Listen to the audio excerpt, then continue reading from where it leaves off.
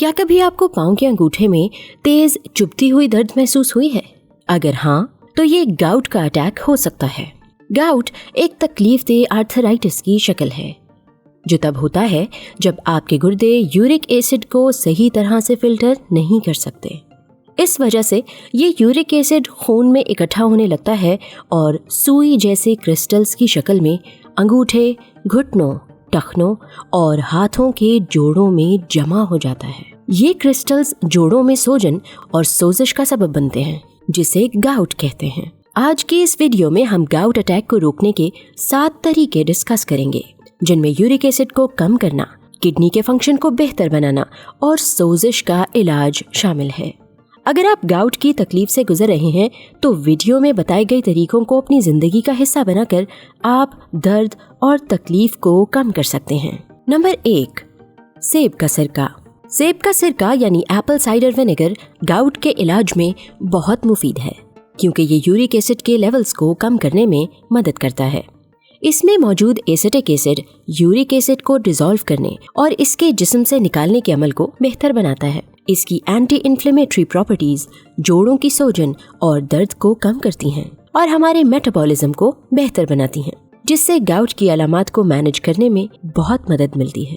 اگر آپ کو گاؤٹ کا درد محسوس ہو تو صبح اور شام 1 گلاس پانی میں 1 چمچ سیب کا سرکہ ڈال کر پینے سے آپ کو بہت فرق محسوس ہوگا۔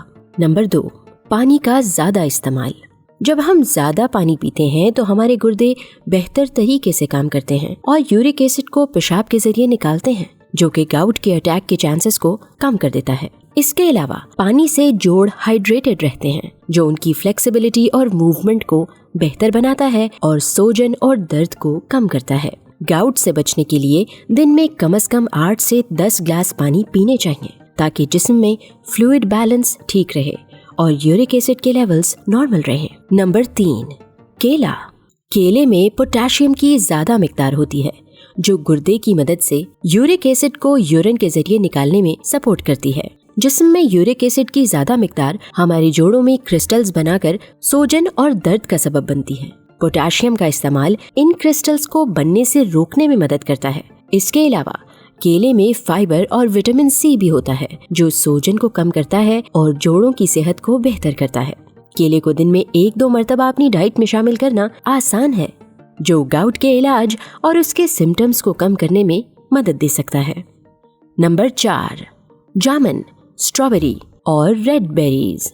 جامن، اسٹرابیری اور ریڈ بیریز گاؤٹ کے علاج میں مفید ہیں کیونکہ ان میں اینتھوسائننز، اینٹی آکسیڈنٹس اور اینٹی انفلیمیٹری پراپرٹیز ہوتی ہیں جو یورک ایسڈ کو باڈی سے نکالنے اور جوڑوں کی سوجن اور درد کو کم کرنے میں مدد دیتی ہیں۔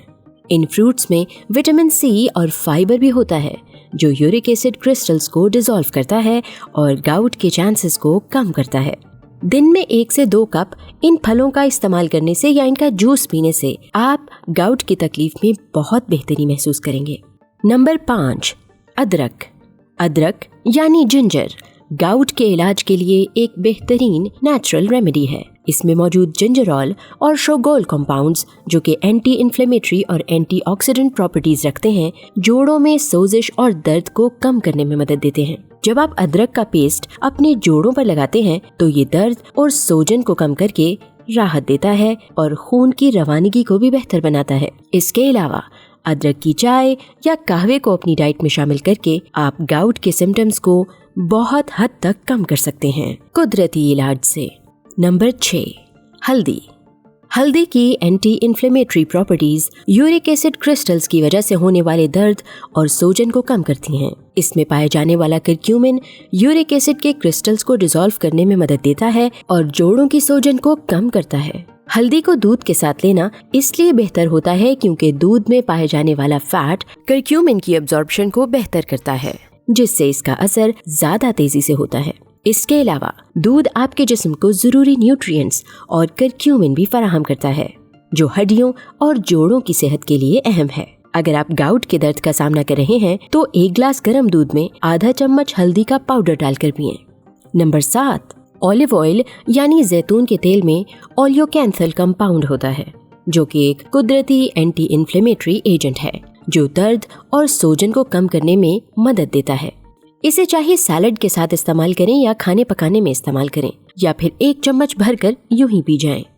ये न सिर्फ जोड़ों की सेहत को बेहतर बनाता है बल्कि हमारे निज़ाम हजम को भी बेहतर बनाता है। कुदरत ने हमारे लिए कुदरती चीजों में ही बहुत सा इलाज छुपा रखा है। ये जरूरी है कि हम दवाओं को अपनी जिंदगी का हिस्सा बनाने के बजाय कुदरती ग़िज़ाओं को अपनी जिंदगी का हिस्सा बनाएं, ताकि कम बीमार हों और अगर बीमार पड़ जाएं तो जल्दी ठीक हो जाएं।